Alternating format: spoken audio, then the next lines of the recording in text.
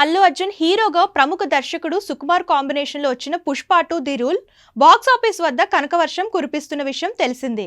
December 5న ప్రపంచవ్యాప్తంగా విడుదలైన ఈ సినిమా 4 వారాలు పూర్తి చేసుకుంది.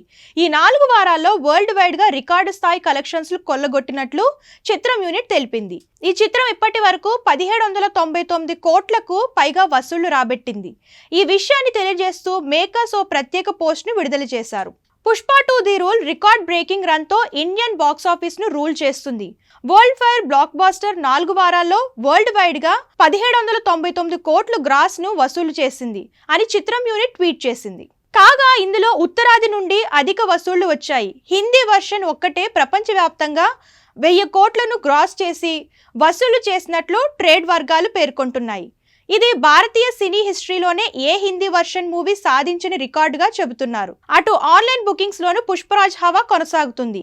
ఇప్పటి వరకు బుక్ మై షోలో ఏకంగా 19.5 మిలియన్ల టికెట్లు అమ్ముడుపోయాయి.